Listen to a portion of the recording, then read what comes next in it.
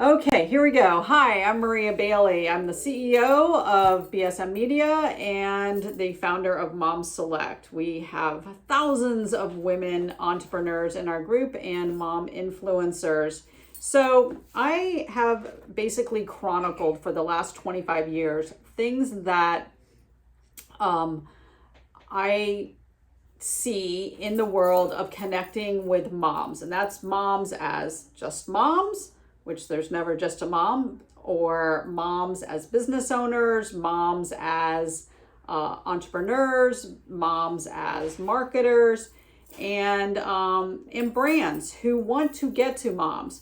So there's some things going on right now in the world of marketing that I think every influencer needs to pay attention to, because as a business owner, it's really important always to be evolving. And like for so often I see women who just chase like a little goal instead of looking at the big picture. And I really hope that I'm going to thrust you into that place of growth. So there's a few things that every single day as a business owner, and I've owned a business now I've owned several businesses for more than 30 years. And there's a couple of things that I think about every single day. And maybe they're just kind of little mantras, but I wanted to share them with you. You don't grow unless you're uncomfortable. And as we celebrate National Women's Day, particularly as a woman business owner, it's very important, with all of the things tugging at us, that we continually grow. And we grow through learning, we grow through getting uncomfortable. And one of my favorite kind of thoughts right now, it's on my refrigerator, is that it's no coincidence that God, the universe, or whatever is your connection to something grander than yourself, puts everything good in life on the other side of fear. So you fear something, and if you get through the fear, you know that on the other side is going to be something amazing. And so, like Eleanor Roosevelt once said, every day do something you fear. You might fear talking to a stranger on the phone, or sending that email, or that connection, or whatever. But do something you fear every day, because on the other side of fear is something really, really great. And then also remember that building a business is a journey, and you're going to fail. But guess what? Out of the failing comes really great things. So fail fast, because on the other side of failing fast and getting through your fears is success. So keep those three things in mind as we move through today, because you might fear crypto, you may fear the metaverse, you may fear TikTok and being on video, but you know what? It's probably the place that you need to go. And when I procrastinate and I feel uncomfortable, the first thing I always ask myself is, what do I fear in this? Because procrastination really is a fear of something. So think about that, and let's get on to the trends that you need to be thinking about.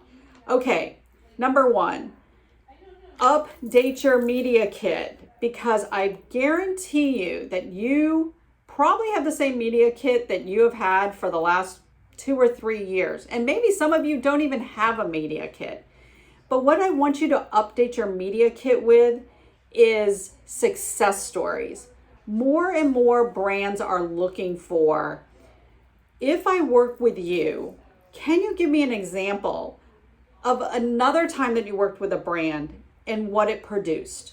So for instance, did you work with a brand that ultimately generated $3,000 in sales because you had 28% of your followers follow your link onto Amazon? Do you know that you perhaps, without even doing it as a campaign, because this has happened to us actually, I looked at my Amazon affiliate records a couple of months ago, and what I had realized is that I had sold more than, now, of course, I didn't make commission. I mean, I only got my affiliate link commission off of this, but I had sold over $200,000 worth of one brand's product on a video that I had put on Amazon 5 years ago. So you know what I did with that information? I went to that brand and I'm like, hey, look, I'm going to show you my Amazon records from Amazon, and I'm going to show you how many of your products I have sold for you over the last 5 years. And then what I did was I whited out the name of the brand, but I put the actual record in my media kit, and it shows, it's not coming from me, it's coming from Amazon, that I have sold this much product through my Amazon affiliate. And you might not have done it for your campaign, but you certainly probably at least did it for yourself and you have those records. So update your media kit with success stories. It's great that you have 100,000 followers, and I'm going to get to that in a minute.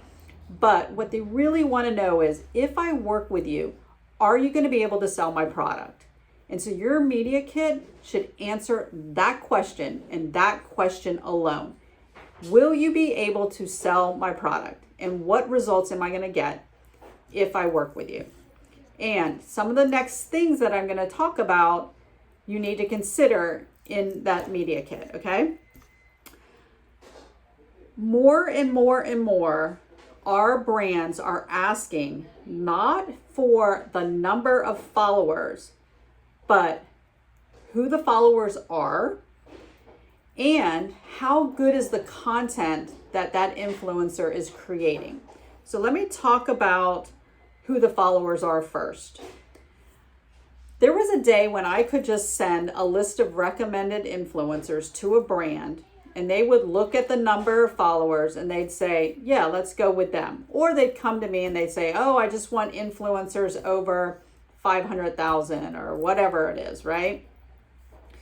More and more brands now are not only looking, when they look at the content, they are actually clicking on the followers of the influencer to see who is that influencer and who is that influencer influencing. So let me just throw this out there. I'm sure none of my community of Mom Select does this, but if you know anyone who does this, it's a really bad practice.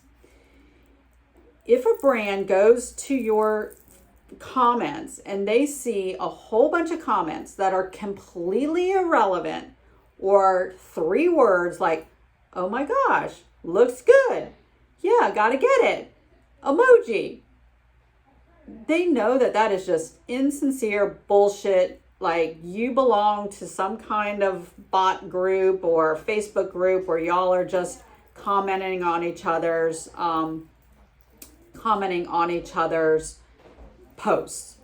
So you want to make sure that if you want to stand out and you want to get over that hurdle, that your comments, that you are engaging your audience in a way that they post sincere, good comments, because the brands now are looking at the comments as well as they're looking at the followers of the influencer. I guarantee you that. Content, the photos that you're using, okay? I know a lot of you guys have an aesthetic where you white out a picture, or you like to use earth tones or all of that. But a brand, and I have lots of them behind me. Let's just pull one off the shelf here, okay? Let's pull Disney or a toy company. If a brand is using bright pastel colors, they do not want to see, they've spent a lot of money on that branding, right? They don't want to see earth tones. They don't want to see Mickey and earth tones. They want to see Mickey or the toy brand, whatever it is, in the actual tones of the brand. So if you're thinking about starting a new stream or you're thinking about your aesthetic, Content is really starting to play a part in who brands work with. The second thing about content is I actually, because of COVID, a lot of brands could not do their regular photo shoots, right? So they had to rely on influencers or content creators to create their content. Well, what they've realized is y'all do a damn good job of creating content. And so we actually have one of our clients, one of our very large clients, who said to us, you know what, Maria, we're not going to do expensive photo shoots anymore. And we don't want your influencers to post. We just want them to create content for us. We just want to pay them to send us 10 photos that we can use in our emails and on our website and in our catalogs and all these other things. So there is a whole nother emerging way that you can work for brands, and that is in true content creation. Okay, Misty, I'm not gonna comment, but you're pretty close. So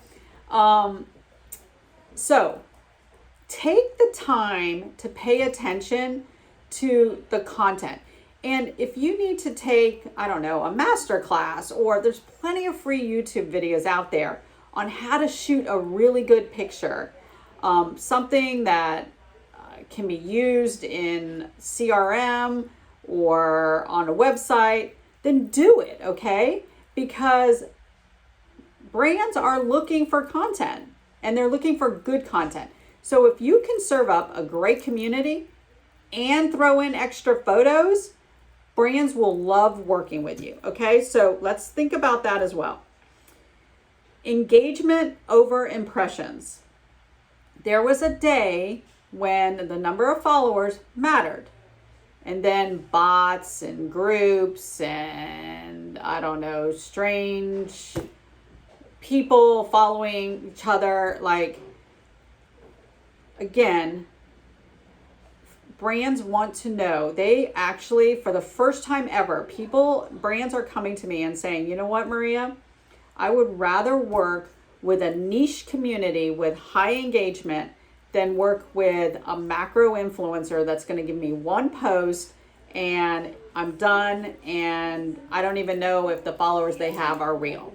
So for all of you who don't have large communities and a massive amount of followers, I would focus on engagement because, and this is, you know, influence hasn't always been a job title. Influence used to be a verb, which was a marketing tactic.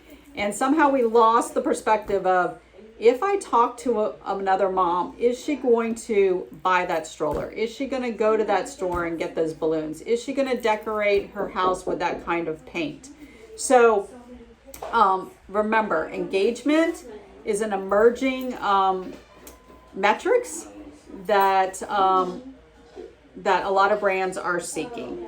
Okay, we talked about quality of content, sales, and direct links to your posts. Brands more and more are asking me for e-commerce activation.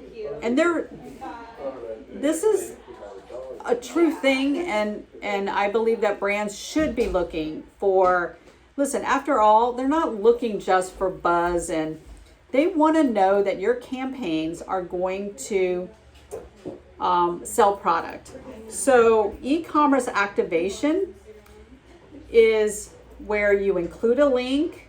I discourage brands from using like Bitly links or a discount code that is specific to an influencer. And the reason why, and for any brands who are watching, this is my explanation, is that moms shop by shopping in a lot of different places, and they may see an influencer who talks about a stroller, and they will shop around a specific link or a Bitly code or a specific code. So if you give 50 influencers their own individual code, like, oh, use my code 20% off bath right? A mom may use that at that moment, but in all likelihood, she's going to remember the brand and then she's going to shop around. She may have her own affiliate program and wants to somehow support a family member or what have you. But there's a growing trend where brands are asking me that they want influencers who will do live streaming events that go directly to their Amazon pages, or do other live events that go directly to their website. They want to be able to tie interaction with an influencer to actual sales, which leads me to Amazon. I've been watching this for more than 6 months now, and Amazon keeps adding tools that make it very easy for influencers to go live on Amazon. And I do it myself, actually. It's so easy to stream live from Amazon and have the links to all the products right there on your page.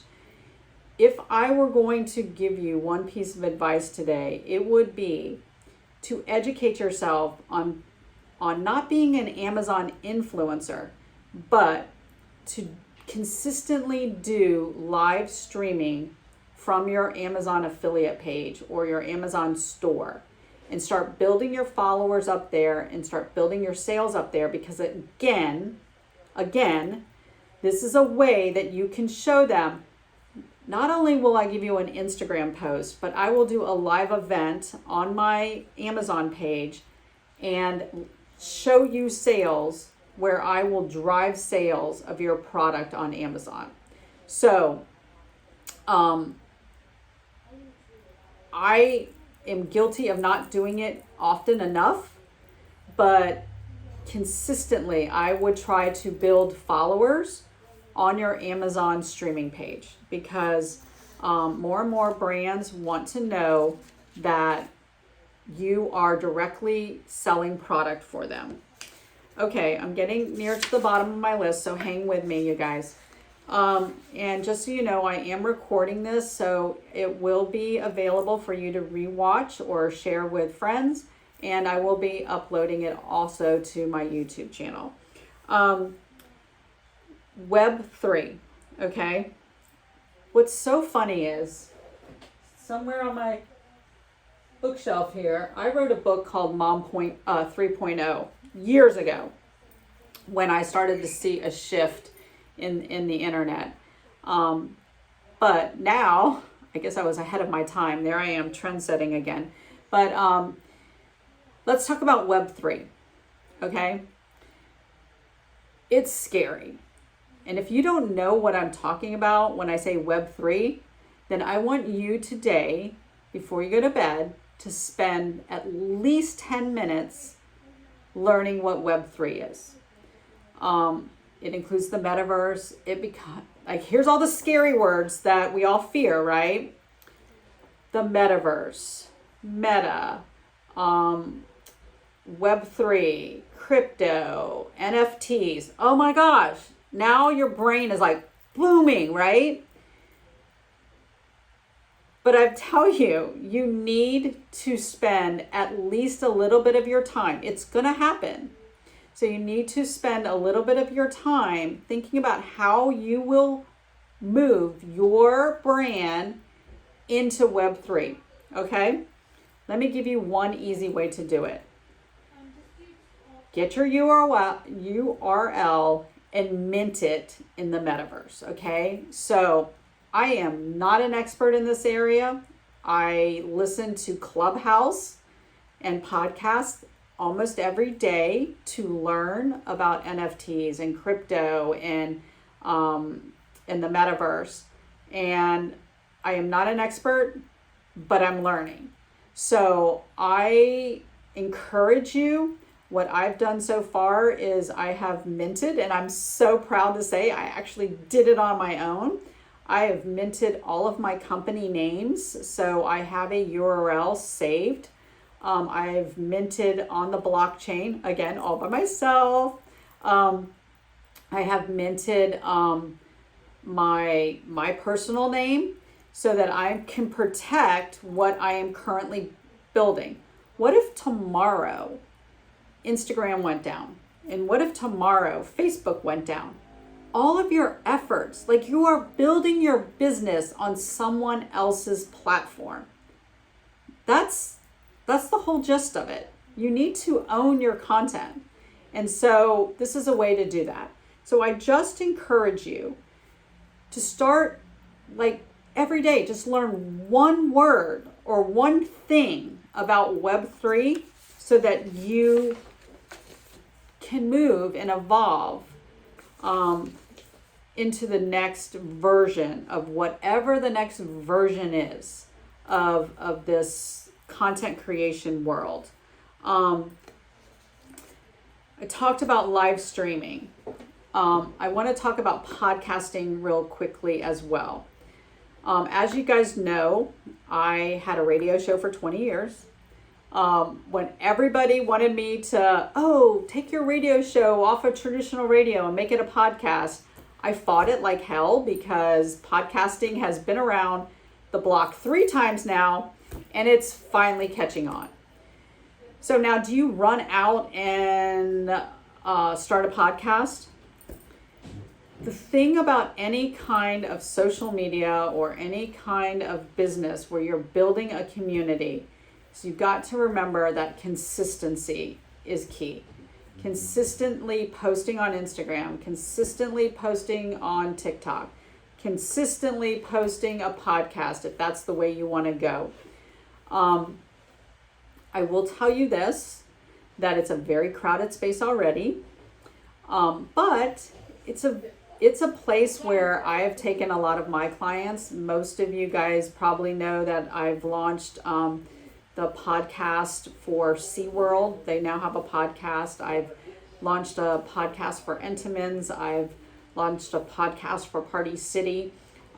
It's a really great place for people to connect with good information, but you have to be consistent. So it's an easy, inexpensive point of entry, but it's a crowded space and you have to send traffic to it. So most people will start a podcast and never get through the 3rd episode. I actually have 20 years every week. I recorded a podcast and a radio show. So Mom Talk Radio is there in the podcast world. And it may be something that you want to consider because it is an extension. I'm always encouraging you, if you want to build your influencer business, to think about what it is that's going to set you apart. Because if you do the same thing that everyone else is doing, then you're just going to look like everybody else. And the only thing you'll have to fight against is numbers. And a lot of times those are insignificant numbers like followers and views. So I think that's where I'm landed. If you guys want to put a few comments in the, if you have any questions, put them in the comments and I'll see if I can answer a few questions real quick before I leave. And let's just see here. Okay, anybody got a question? Questions here? Questions? And again, I am gonna record this and put it on the Facebook page. I will also have it on my Instagram. Just remember also that you're setting an example for your children. You can tell your children something 100 times and they won't remember, but what they remember is how hard you pursued your dreams. And if you ask your child, every mom has said this, why don't you work harder in school? Well, guess what?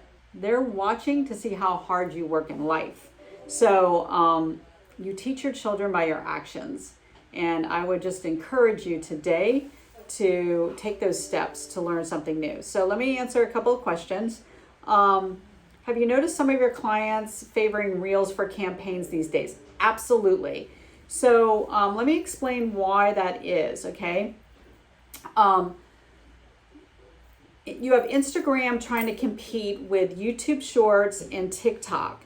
So what's happening is, and I encourage my brands to actually include Reels in their deliverables from when they're working with an influencer right now, is you can get almost 4 times the views because Instagram is rewarding influencers who do a reel over a static post, because right now what they're trying to do is compete with TikTok and YouTube Shorts. So the more videos they can serve up, the better they can compete with TikTok and YouTube Shorts. So definitely do reels if you're trying to get your engagement and your views up. Quite honestly, for Popalicious, for our popcorn company, I am seeing almost, we had posted a couple of reels that had almost double as many non-followers watching the reels as we did followers. So I wholeheartedly encourage you to do reels. Should I be applying for opportunities at 3,500 followers? Absolutely. Because I know you and I know you have a very engaged audience. And what I would say is that when you apply for programs, put your typical engagement rate in there as well, or send an email and let us know, like, hey, not only can we do this for that client, but I can supply something else that maybe will help you stand out. So the person who asked that question, I know, does a lot of events. It might be mommy meetups or something where you can sample the product. One final note I want to say too is don't forget about LinkedIn, because you are a business owner. You should be on LinkedIn. LinkedIn has much more manageable algorithms, and if you want to be treated like a business, you should be networking with businesses. So I encourage you not to forget about LinkedIn, because it's a really great platform to meet brands on. And I don't mean like every time somebody friends you or you send out a friend request that you send them your media kit, but that you establish a sincere, authentic relationship with people and see how you can serve them. And when you see the right connection, then make that introduction to what your business can offer them. So don't forget about LinkedIn, because I got to tell you, I'm a huge fan of LinkedIn. If you want to be treated like a business, you need to be on a platform with other businesses. I want to thank everybody. If you have any questions, Maria@bsmmedia.com. I'm always happy to answer them. Feel free to share this video with other influencers and women-owned businesses or guy-owned businesses. It all pertains to all businesses. Thank you very much for attending today, and happy National Women's Day. Bye, everyone.